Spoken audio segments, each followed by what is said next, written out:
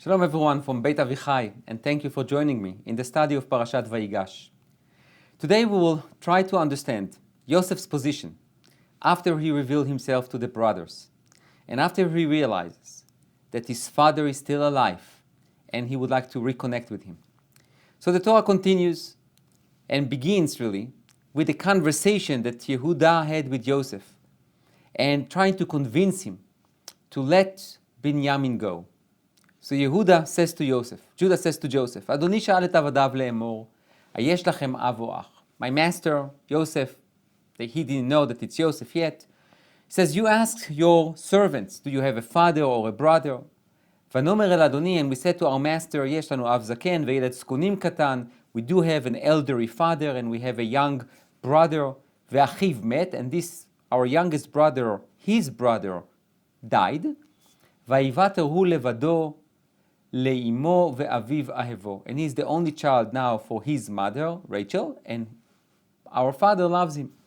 V'tomer el avadecha uridu elai ve'asima eini alav. And you, Yosef, you told us, bring your youngest brother with you, and I just want to see him. ונאמר אל אדוני, לא יוכל הנער לעזוב את אביו, ועזב את אביו ומת. And we told you we cannot bring Benjamin with us. Because if we will, our father will die out of concern and fear that something will happen to him. Because you need to understand, says Judah to the Egyptian ruler, not knowing that that's his brother Joseph, says, you need to understand, our father had 4 wives.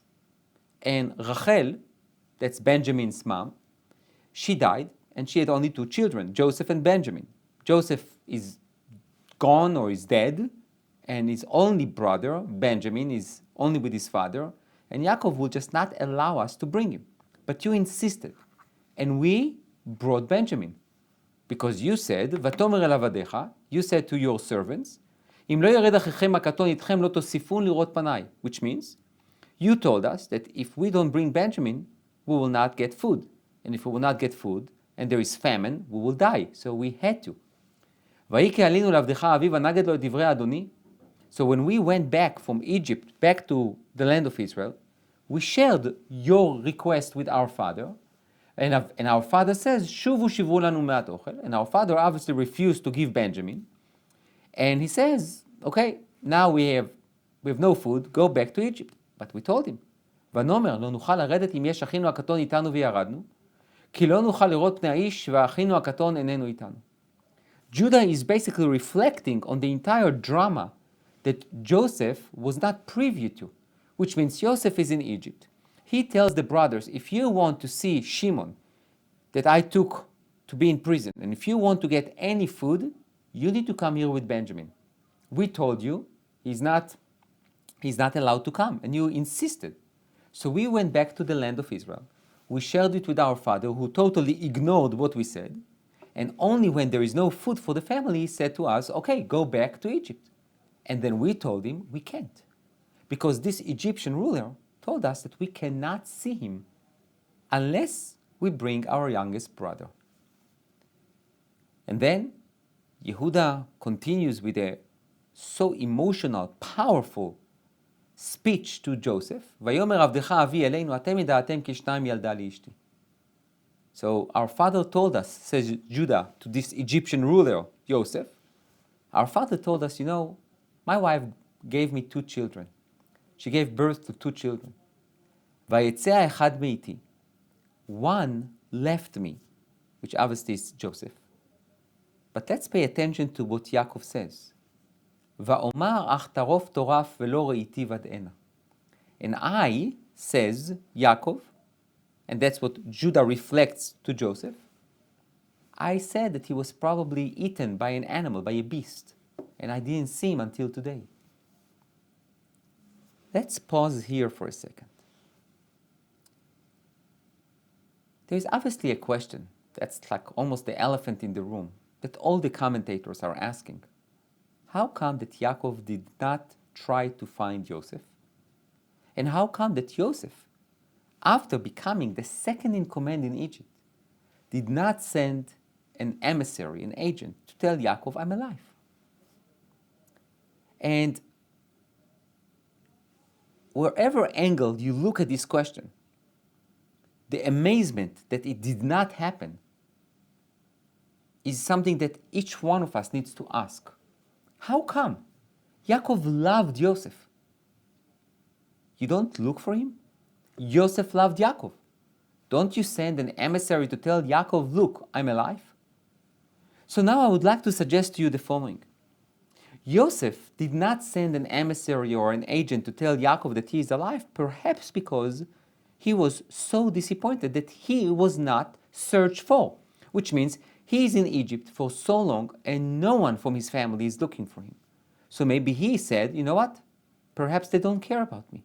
You know what? Perhaps Yaakov, my father, who was the one to send me to see how my brothers are doing, maybe he conspired against me. So you know what?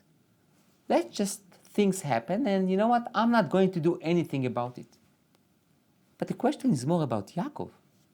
What? Because they brought you a bloody garment, you decide that that's it, it's over? And now with the words of Judah, reflecting on what Yaakov said, he says that Yaakov told them, Yaakov decided that Yosef was basically eaten by a beast. Which means when Yosef now listens to what Yehuda said, and I know there are too many people here, when Judah says to Yosef what his father said, Yosef suddenly recognized that his father really thinks he died. So now just imagine, you are a lost son, and you ask yourself for 13 years or 15 years, why is it that my father does not send a rescue team or a search team to find me? And then you get an answer. Your father decided that you are dead, that you were eaten by an animal. And then Judah continues. ולקחתם גם את זה מפניי וקראו אסון והורדתי את שיבתי ברעה שאולה. ואתה כבואי אל עבדך אבי והנער איננו איתי ונפשו קשורה בנפשו. That's going to be painful to Yosef to hear. Judah says to Yosef, look, we told you we can't bring Benjamin. You insisted to bring Benjamin. We had to convince our father to bring Benjamin. We brought him. You had us for dinner, and then you told us that we can go home. We went home, and then you sent your emissary accusing us that we stole your goblet. You found the goblet in Benjamin's bag, and now we are here. This is the situation, and now you tell me that you want to keep Benjamin and to let us go. Now, I understand you, says Judah to Joseph. If you think that Benjamin is the thief, he's the thief. But there is a problem here. והיה כראותו כי אין הנער ומת, והורידו עבדיך את שיבת עבדך אבינו ביגון שאולה. If we go back to the land of Israel without Benjamin, if Benjamin stays with you in Egypt, the minute that our father will see us without Benjamin, he is going to drop dead. That's it, he's going to die. You, Yosef, going to kill him. You're going to murder our father, and our father is innocent. And you need to understand, Yaakov's soul, Yaakov's life dependent on what? On Benjamin's life. Now let's pause here. Yosef thought that he is the most beloved son. That really caused him all the troubles. And now he hears that in a way, his father thinks that he died, and the love, the affection, the commitment that he felt towards him now is being directed towards Benjamin. Which means if Benjamin is gone, Yaakov will die. But if Yosef is gone, Yaakov is still alive. Just take a moment just to think about what Yosef is going through. From thinking that he is Yaakov's life to the understanding that Yaakov continued to live on without him, but he can't live without Benjamin. So then Yehuda continues on and he says, כי עבדך הרב את הנער מעם אבי לאמור אם לא אביאנו אליך וחטאתי לאבי כל הימים. Now Yehuda reveals another detail that Joseph was not privy to. Judah took the charge to talk to Joseph, to try to convince him to release Benjamin in order not to kill Yaakov. And Judah says to Joseph, look, I guaranteed the child. I told my father that I will personally guarantee the safe return of Benjamin, and therefore take me as a slave and release Benjamin. Now take a look at that. I can be sure that Joseph had some recollections, had some memories from the time he was sold by his brothers. There was no one there to intervene on his behalf. Yes, Reuben saved him from being murdered, and he suggested, okay, let's throw him to one of the pits. But then he was sold. No one intervened and helped him. He screamed and yelled from the pit, and they ignored him. Something in the family dynamic changed, but he was not part of it. Joseph realized that Yehuda, the one who came up with this brilliant plan to sell him, he's the one who took charge and basically took responsibility to guarantee Benjamin's safe return to Israel. I can imagine that Joseph now feels so lonely. He maybe even feels betrayed by his father, by his brothers. What would he do? And take a look how Judah, basically ends his speech. כי איך אעלה אל אבי והנער איננו איתי, פן אראה ברע אשר ימצא את אבי. How do you expect me, says Judah to this Egyptian ruler, that I will go up to the land of Israel to see my father without Benjamin? I can't see the sorrow, the pain that my father will go through and he will die. You can't punish me and my father like that, says Judah to Joseph. What do you think Joseph would think now? And you could bring the announcement that I'm gone, and you could have seen the sorrow and the pain on my father's face. What? It's easy to announce that I am dead, but it's not easy to announce that Benjamin is gone. You can feel based on the narrative. And Judah, by the way, does not know that the Egyptian ruler is Joseph, so he does not know. He's just trying to sell him basically a sub-story in order to convince this Egyptian ruler to release Benjamin. He's trying to appeal to justice, to compassion, to mercy. But I am talking about what Joseph has in mind. When Joseph hears that story, I can be sure that it's so painful for him. He thought that he was the beloved one, and now things change. So now let's take a look from maybe a different perspective how Yosef reveals to his brothers. Vayomer Yosef el Echav, and Yosef says to his brothers, Ani Yosef, I am Joseph. Ha'od avi chai, is my father still alive? ולא יכלו אחיו לענות אותו כי נבהלו מפניו. And the brothers obviously couldn't answer him because they were terrified. They were terrified he's going to take revenge. They are terrified that he's going to be ugly to them. But I don't want to talk about that aspect. I want to talk about one thing in this verse. Yosef says, Ha'od avi chai, is my father still alive? I don't understand. We just were told that Judah told Joseph that the father is still alive, and that's exactly the point.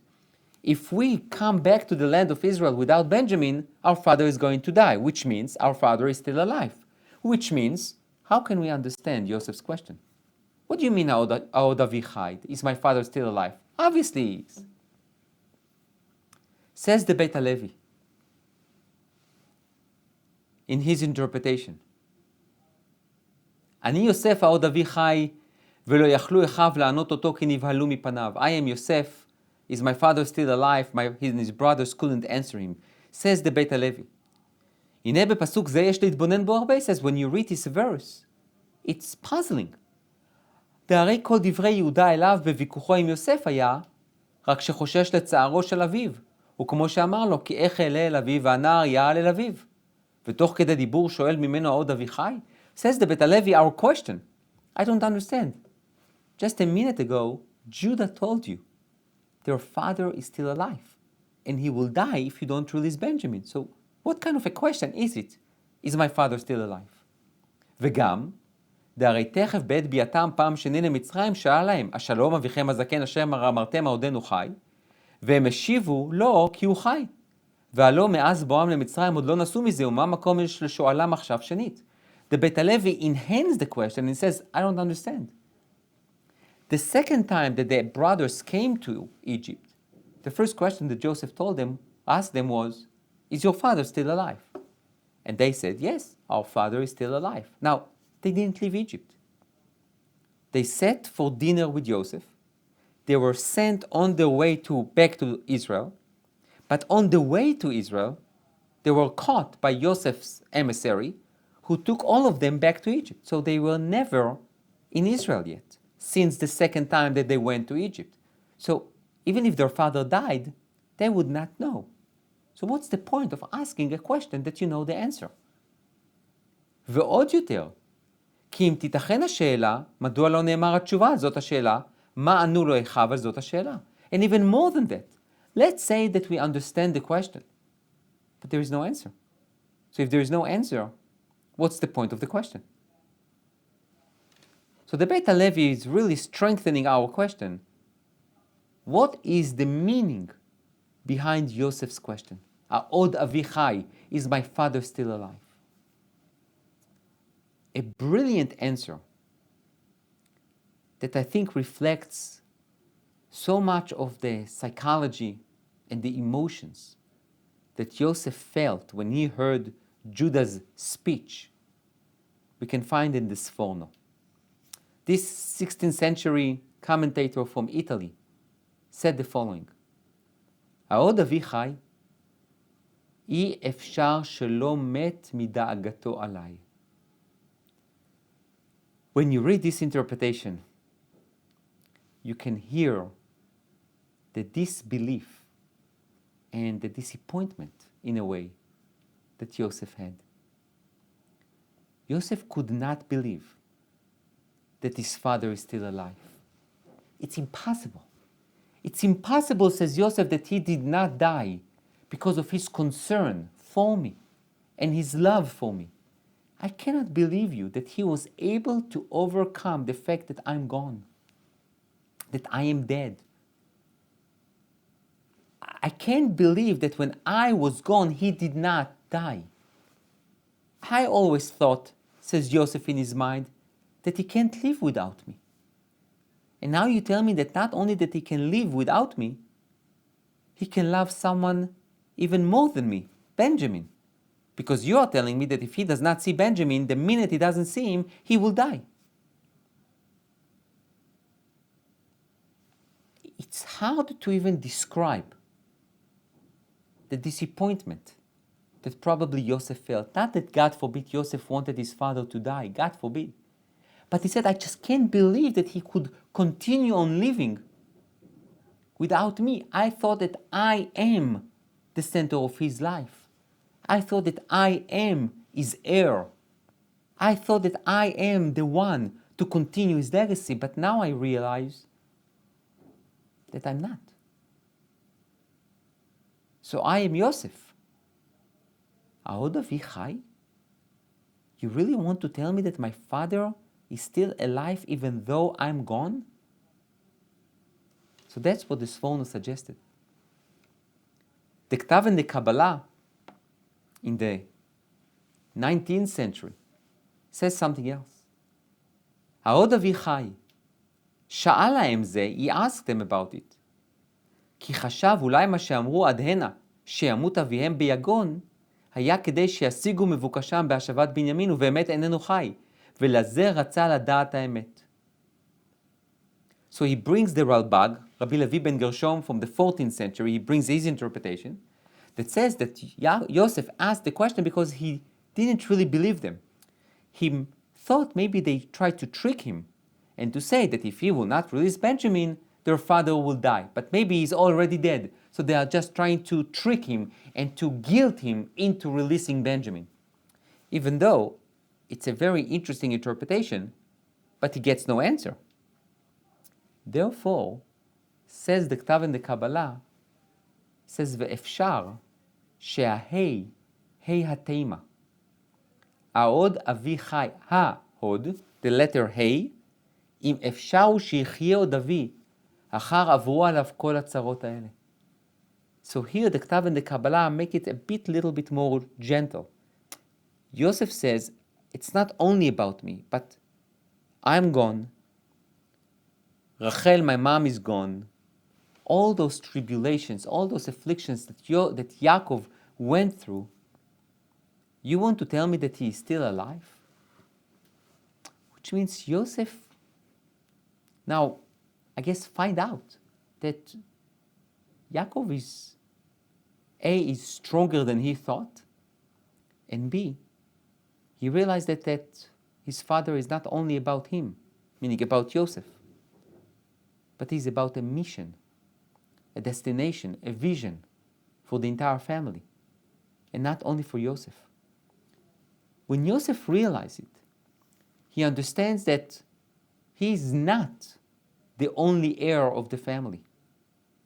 He realizes that his father, as much as he loved him, he still had a place and a position for each one of the brothers. The Natziv in Amek Davar elaborates on this idea and says the following: העוד אבי חי, is my father still alive? אינו מובן שאלה זו. וכי לא ידע שהוא חי? What? He didn't know that he was alive? That's the same question that we asked before. וגם מה שמסיים המקרא, ולא יכלו אחיו לענות אותו, כי נבהלו מפניו. צריך ביאור, מה היה להם לענות? לולי לא נבהלו. The Natziv asks another question. The Torah states that when Yosef says, I am Yosef, is my father still alive? The brothers couldn't answer him because they were terrified. It seems to be that only because they were terrified, they couldn't answer him. But even if they were not terrified, what do you want them to say? The answer will be, oh, wow, you are alive. B, yes, our father is still alive. Like, what was the answer that was expected of them? So he says, הנה איתה בחגיגה דף ד' רב אלעזר כמעט עליה יקרא בכי ולא יכלו אחיו לענות אותו. ומה תוכחה של בשר ודם, כך תוכחה של הקדוש ברוך הוא על אחת כמה וכמה. The Talmud in Chagiga quotes Rabbi Lazar, who says that from the fact that the brothers could not answer Yosef, they couldn't answer him because it was basically chastising them. He rebuked them. And then just imagine, when we, after 120, will be rebuked by God, we obviously will not be able to answer him. Says the Natziv, מה תוכחה של בשר ודם היה כאן? He says, what kind of a rebuke? Yosef did not chastise his brothers. Oh, why did you sell me? Or why did you lie to my father? He just told them, I am Yosef. Is my father still alive? Where is the rebuke? Says the Natziv.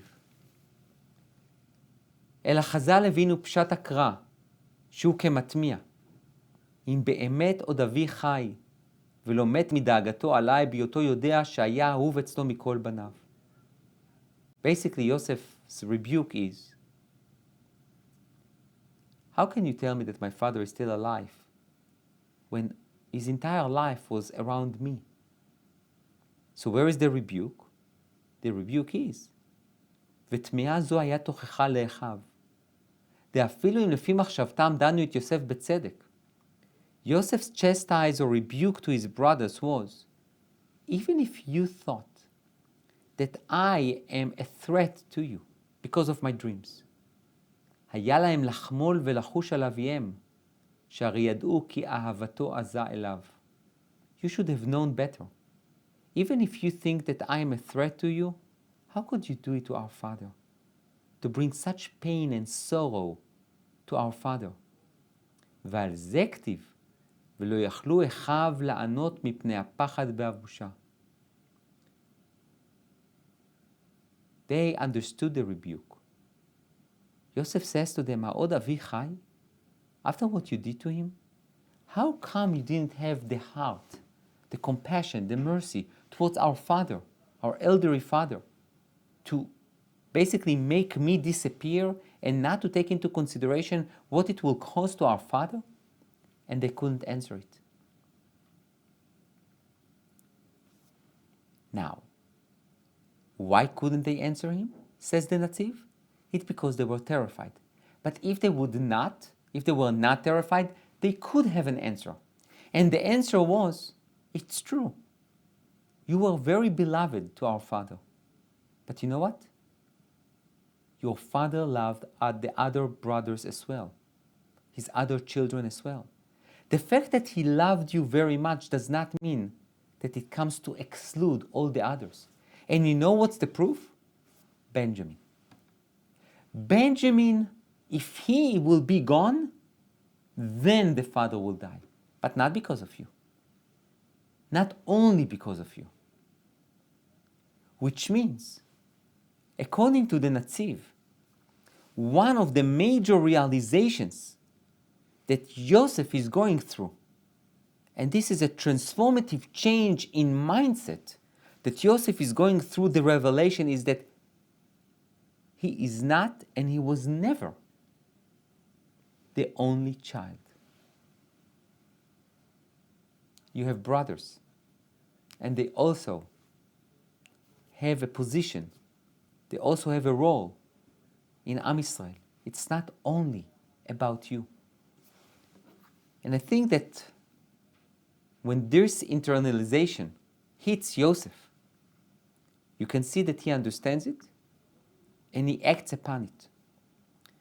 ויאמר פרעה אל יוסף אמור אל אחיך זאת עשו תענוג בעירכם ולכו בואו ארצה כנען. Paro says to Yosef, after Yosef says to him, look, I have brothers here and I have family in Israel and I would like them to come to Egypt in order not to die in the famine. Paro says to Joseph, okay, tell your brothers, pick up the donkeys from here and bring your family. וקחו את אביכם, and take your father, not Joseph's father, your father.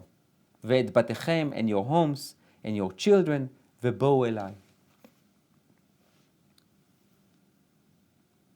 Pharaoh refers to Yaakov as Aviem, the general father for the entire family, not Joseph's father.